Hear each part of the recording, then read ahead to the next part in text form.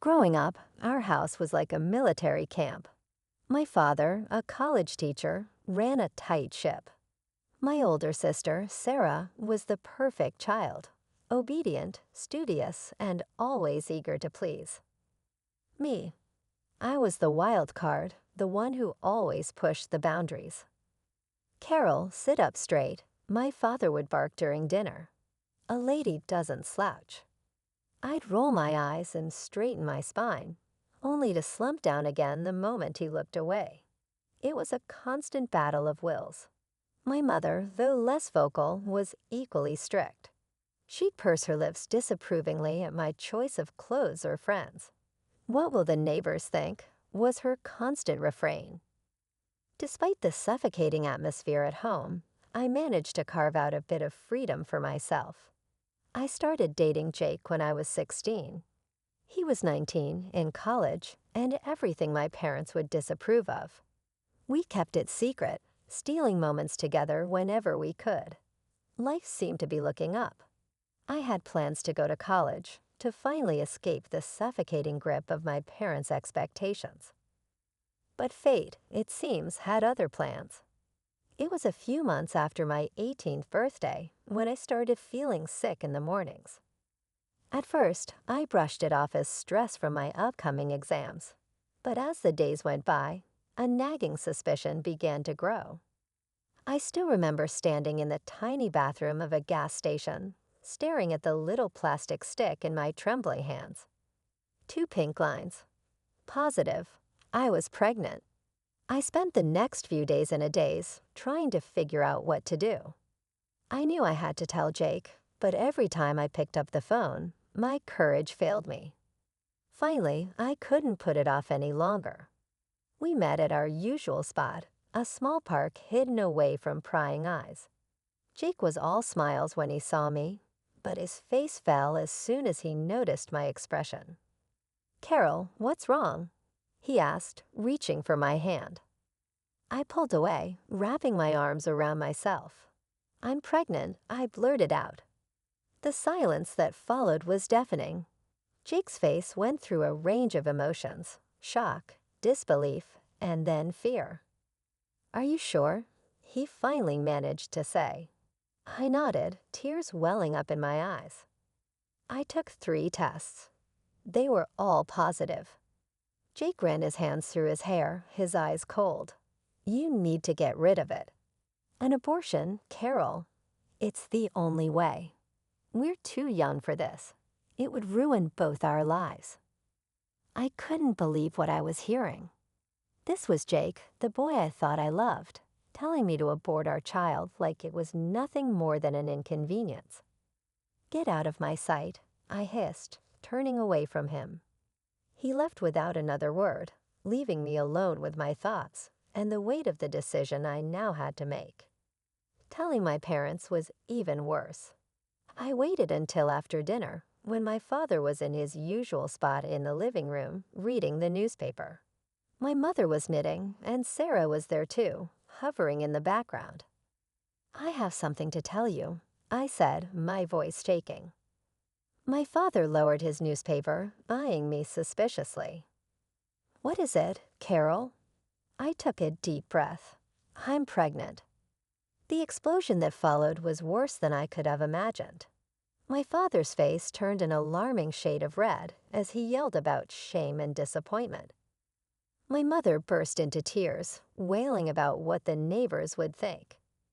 Sarah just stood there, her face a mask of shock and disgust. "You will get an abortion," my father declared once he calmed down enough to speak coherently. "We'll find a discreet clinic. No one needs to know about this mistake." Despite my initial reluctance, the constant pressure from my family wore me down. A few days later, I found myself sitting in a sterile doctor's office, my mother and Sarah flanking me like prison guards. The doctor, a kind-faced woman in her 50s, reviewed my charts with a frown. She looked up at me, her eyes full of concern. "Carol, I need to inform you of something important," she said gently. "Given your medical history and certain risk factors, if you proceed with an abortion, there's a high likelihood that you may never be able to have children again. The words hit me like a ton of bricks. Never have children again. The choice suddenly became crystal clear. No, I said, my voice stronger than I expected. I'm not doing it. I'm keeping this baby. My mother gasped, and Sarah rolled her eyes, but I stood firm. The drive home was tense and silent. As soon as we walked through the door, my father was there, expectant. Well, he demanded. She wouldn't do it. My mother spat. After everything we've done for her, my father's face contorted with rage. You ungrateful little. He cut himself off, taking a deep breath. When he spoke again, his voice was cold and final. Get out, he said. Pack your things and get out of this house. You're no daughter of mine. I won't have you embarrassing this family with your condition. My mother nodded in agreement, her eyes hard. You heard your father. Go. Sarah just stood there, silent and judgmental. Tears streaming down my face, I ran to my room and threw some clothes into a bag. As I headed for the door, my father's voice stopped me one last time. And don't think about coming back. As far as we're concerned, you're dead to us. The door slammed behind me, the sound final and devastating. I was alone, pregnant, and homeless. In desperation, I called the only person I thought might help, my Aunt Linda. She and Uncle Bob had always been the black sheep of the family, living in another state and rarely speaking to my parents. Carol, what's wrong, sweetie? Aunt Linda's voice was warm and concerned. Through tears, I explained everything. There was a long pause after I finished. Where are you now? She finally asked. Outside our house. They kicked me out. Another pause. Stay right there. We're coming to get you. The drive to Aunt Linda and Uncle Bob's house was long, but it gave me time to process everything that had happened. Their house was modest but welcoming. As soon as we arrived, Aunt Linda went into full mother hen mode, fussing over me and insisting I eat something. Uncle Bob carried my bag to the spare room, which would now be my room. It's not much, he said, setting the bag down, but it's yours for as long as you need it. I looked around the small, cozy room and felt a lump in my throat. It's perfect, I whispered. The next few weeks were a whirlwind of doctor's appointments, discussions about my future, and adjusting to my new life. We've been thinking, Aunt Linda said one evening over dinner, we want to help you continue your education. I looked up from my plate, surprised. What do you mean? Uncle Bob leaned forward. We've set aside some money over the years. We never had kids of our own, so we thought we'd use it to help you go to college. I was speechless. After everything that had happened, the idea of being able to pursue my dreams seemed impossible. I don't know what to say. Say yes, Aunt Linda smiled. We believe in you, Carol. This baby doesn't have to mean the end of your dreams. And so, with their support, I enrolled in a local community college, majoring in business management. It wasn't easy balancing classes with doctor's appointments and the increasing discomfort of pregnancy, but I was determined to make it work. I also found a job as a waitress at a local restaurant. The owner, a kind woman named Maria, was understanding about my situation and flexible with my hours. It wasn't much, but it allowed me to start saving for the baby and contribute a little to Aunt Linda and Uncle Bob's household. The day my son was born was the most terrifying and beautiful day of my life. After hours of labor, I held him in my arms, marveling at his tiny fingers and toes. Aunt Linda and Uncle Bob were there, beaming with pride like grandparents. What are you going to name him? Aunt Linda asked softly. I looked down at my son's face, so peaceful in sleep. Daniel, I said. It means God is my judge, because no matter what anyone else thinks, I know I made the right choice. As I settled into motherhood, juggling a newborn with college classes and work, I often thought about my parents and Sarah. Had they heard about Daniel? Did they ever regret their decision? But I pushed those thoughts aside. I had a new family now, one that accepted me and loved me unconditionally. One day, as I was scrolling through social media during a rare moment of downtime, a post caught my eye. It was from Sarah. My heart skipped a beat as I read it. Excited to announce that Jake and I are engaged. Can't wait to start our life together. The photo showed Sarah beaming, her arm around Jake, the same Jake who had abandoned me and our child. They looked happy, carefree, like nothing had ever happened. I felt a surge of emotions, anger, hurt, betrayal. But as I looked over at Daniel, peacefully playing in his crib, I realized something. I didn't need their approval. I didn't need their love. I had everything I needed right here. The years flew by in a blur of diapers, textbooks, books, and late-night study sessions. My last semester was particularly challenging. I was taking extra classes to graduate on time, still working at the restaurant, and chasing after an energetic 3-year-old. Graduation day was a whirlwind of emotions. As I stood in line waiting to receive my diploma, I scanned the crowd. Aunt Linda and Uncle Bob were there, of course, beaming with pride. Daniel sat on Uncle Bob's shoulders, waving excitedly every time he caught my eye. The real surprise came at the graduation party Aunt Linda and Uncle Bob threw for me. As we were celebrating, Maria, my boss from the restaurant, pulled me aside. "Carol, I have a proposition for you," she said, her eyes twinkling. "I'm looking for a new restaurant manager, and I think you'd be perfect for the job." I was stunned. Me? But I've only ever been a waitress. Maria waved her hand dismissively. "You've been much more than that. I've seen how you handle difficult customers, how you organize the staff, how you balance work, school, and motherhood.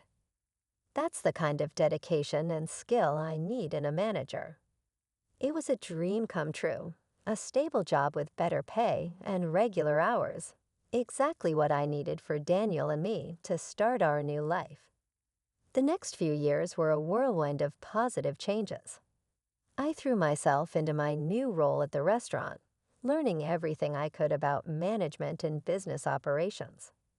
Daniel started school, growing into a bright, curious boy who loved to read and play baseball. It was at one of Daniel's Little League games that I met Tom. He was there with his son, Michael, who was on the opposing team.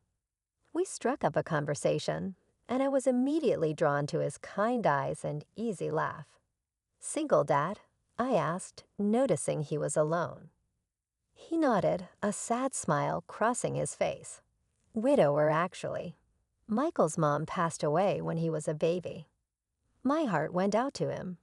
"I'm so sorry. It must be tough." "It is," he admitted, "but we manage." "How about you? Single, Mom?" I laughed. "Is it that obvious?" Our relationship developed slowly. We were both cautious, having been hurt before and with our children to consider. But as the months passed, I found myself falling for Tom. He was kind, patient, and Daniel adored him. A year after we met, Tom proposed. It wasn't a grand theatrical gesture, just a quiet moment in his backyard with our boys playing nearby. Our wedding was small and intimate, just close friends and family. As I walked down the aisle, Daniel proudly by my side as the ring bearer, I caught Aunt Linda's eye. She was crying, but her smile was radiant. Life with Tom, Daniel, and Michael settled into a comfortable rhythm, and a couple of years after our wedding, we were blessed with another addition to our family. Our daughter, Emily, was born on a warm spring morning. As I held her in my arms, with Tom, Daniel, and Michael gathered around the hospital bed, I felt a sense of completeness I'd never experienced before. I loved all three of my children equally, Daniel and Emily, my biological children, and Michael, my stepson.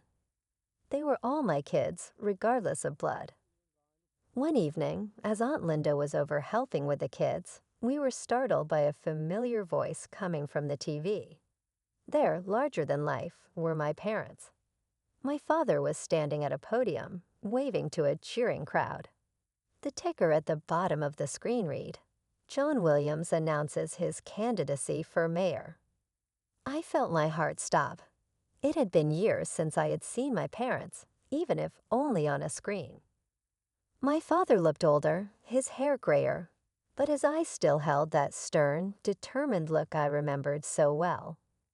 As we watched him speak about family values and moral integrity, Aunt Linda's face contorted with anger. "Hypocrites," she spat, her voice trembling with rage. I turned to her, shocked by her outburst. "Aunt Linda?" She took a deep breath, her eyes never leaving the screen. "There's something you need to know, Carol, something they've hidden for years." What she told me next shook me to my core. Many years ago, before Sarah and I were born, my parents had their first child, a boy. But he was born with severe physical defects, without legs. Instead of embracing their child, they left him at the hospital, afraid he would embarrass them. I felt a whirlwind of emotions, shock, anger, disbelief, and a profound sadness for the brother I never knew. "Why didn't you tell me before?" I asked. Aunt Linda's eyes filled with tears. "I'm sorry, Carol. I should have. But after what they did to you, I didn't want to add to your pain." That night, after the kids were in bed, I made a decision. I needed to find my brother. With Tom's support, I hired a private investigator. Weeks passed, and finally, we got a lead. My brother was alive, and against all odds, he had thrived. He was a successful writer, married with children of his own. He had been adopted by a wealthy family who had given him every opportunity to succeed in life. Meeting him for the first time was surreal. Despite his physical differences, I could see echoes of my own features in his face. His name was James, and he greeted me with a warm smile and open arms. "I always knew I had a biological family out there somewhere," he said, his voice gentle. "I just never expected to find a sister." Over the next few months, James and I grew close. I introduced him to my family, and he welcomed us into his. His wife, Sarah, a coincidence that made me laugh, and their 2 children became a part of our extended family. 20 years had passed since that fateful day when my parents kicked me out of their house. Life had moved on, bringing its share of joys and sorrows. My eldest, Daniel, was now 19 and had just started college on a baseball scholarship. I couldn't have been prouder of the young man he'd become. One lazy Sunday afternoon, as I was scrolling through news articles on my tablet, a familiar face caught my eye. It was my father, looking older but still carrying that air of self-importance I remembered so well. The headline read, "Mayor John Williams discusses family values in exclusive interview." Curiosity got the better of me, and I clicked on the video. For a few minutes, I listened to my father espouse the importance of family integrity and moral values. Then the interviewer asked about his children. My father's face softened into what I recognized as his public sympathy look. "I have one daughter, Sarah. She's the light of our lives. Tragically, we lost 2 of our children. The pain never really goes away, but it's made our family stronger." For days, I seethed with a quiet rage. How dare they? How dare they erase me, erase James, and paint themselves as tragic, sympathetic figures? Then, almost as if fate was intervening, James called. "Carol, guess what? I'm doing a book signing in our hometown next week. It would mean the world to me if you could come." I wouldn't miss it for the world, I told James, a plan already forming in my mind. The following week, I found myself back in the city of my childhood. As I walked the familiar streets, Memories flooded back, some good, many painful. I pushed them aside, focusing on what I needed to do. The book signing was being held in the grand ballroom of the city's most prestigious hotel. As I entered, I saw that James hadn't exaggerated. It seemed like half the town was there. Local celebrities, business leaders, and politicians all mingled, waiting for the event to begin. And there, in the front row, sat my parents and Sarah. My father, now the mayor, looked every inch the distinguished politician. My mother, elegantly dressed, smiled and nodded at acquaintances. Sarah was sitting next to them. They hadn't seen me yet. I took a seat near the back, my heart pounding so loudly I was sure everyone could hear it. James rolled onto the stage in a wheelchair to enthusiastic applause. He looked confident, at ease in the spotlight. As he began to speak about his book and his life, I saw my parents nodding sympathetically. I was born with a severe physical disability, James was saying. No legs and other health issues. My biological parents abandoned me at the hospital, unable or unwilling to care for a child with my needs. I watched my father's face carefully. He showed no sign of recognition, no hint of shame. Just the carefully crafted mask of a politician expressing appropriate concern for a constituent's sad story.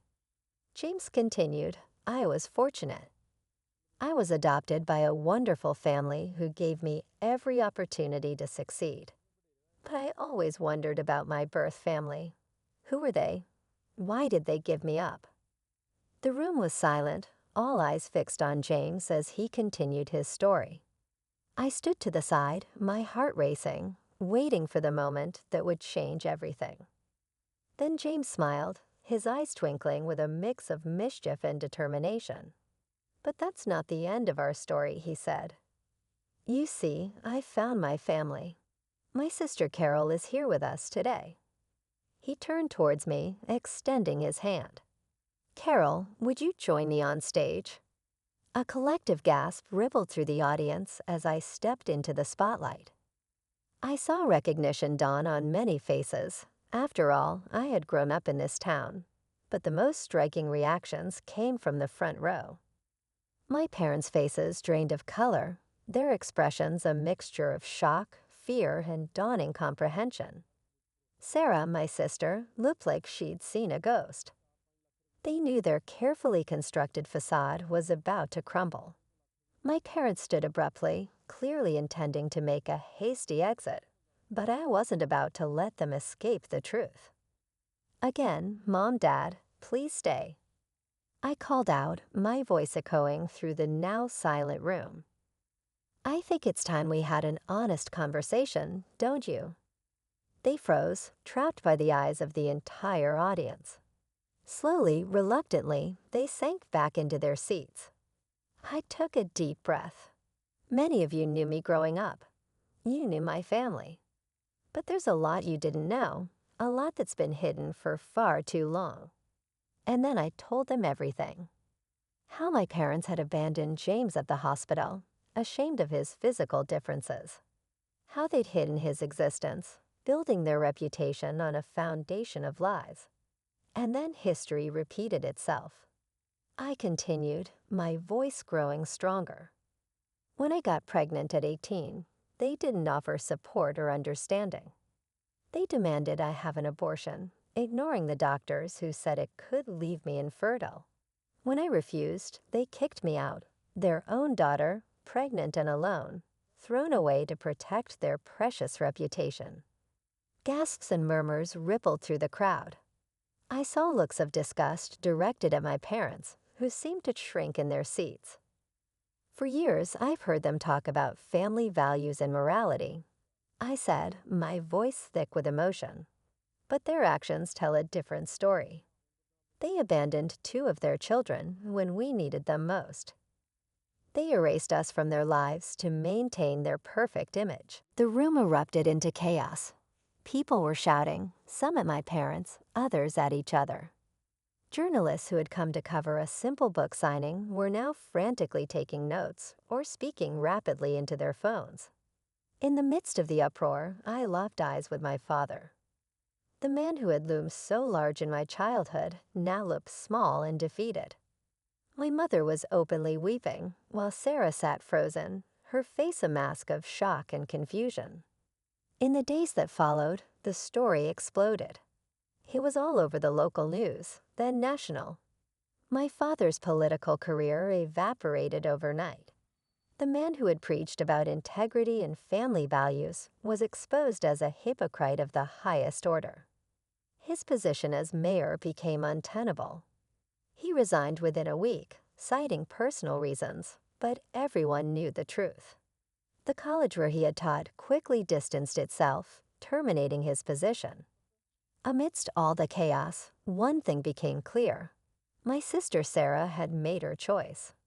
She stood firmly by our parents, refusing to acknowledge the truth of what they had done. "You've ruined everything," she hissed during a brief phone call. "Don't contact me again. You're dead to me, just like you're dead to Mom and Dad." But life has a way of throwing curveballs when you least expect them. A few days later, I received a call from a number I hadn't seen in over 20 years. It was Jake, Sarah's husband, and the father of my eldest son, Carol. "I've been thinking about us, about what happened." His voice was hesitant, almost sheepish. "Sarah and we can't have children, and I thought maybe if we have a son together, we could be a family." I couldn't help but laugh. "Jake, you made your choice 20 years ago. You abandoned me when I was pregnant with your child. You married my sister, and now just because you can't have children with her, you think you can come back to me. No, that's not how this works." "But Carol." "No, Jake. I have a wonderful husband and a beautiful family. I don't need you, and I certainly don't want you. Goodbye." I hung up, feeling a sense of closure I hadn't realized I needed. However, the surprises weren't over. The next day, I received another unexpected call. This time it was from Jake's parents. "Carol," a tentative voice asked. "This is Martha, Jake's mother. We just found out about Daniel. Is it true? Do we have a grandson?" The conversation that followed was emotional and eye-opening. It turned out that Jake and my parents had told them I'd had an abortion and run away from home. They'd spent years believing their grandchild never existed. "We'd like to meet him," Martha said, her voice trembling. "If that's okay with you. Of course, we understand if you don't want us in your lives." I thought about it for a moment. These people weren't responsible for Jake's actions or my parents' lies. They were victims of the deception, too. "Okay," I said finally. "I'll talk to Daniel and see if he's open to meeting you." The meeting between Daniel and his paternal grandparents went surprisingly well. There were tears, hugs, and a lot of catching up to do. Daniel, always compassionate, welcomed them with open arms. In the months that followed, life settled into a new normal. James and his family became regular fixtures in our lives, filling our home with laughter and love. Aunt Linda and Uncle Bob doted on all the grandchildren, biological or not. As for my parents and Sarah, I heard snippets of news now and then. They'd moved away, trying to escape the scandal. Part of me felt sorry for them, but I knew I'd done the right thing in telling the truth.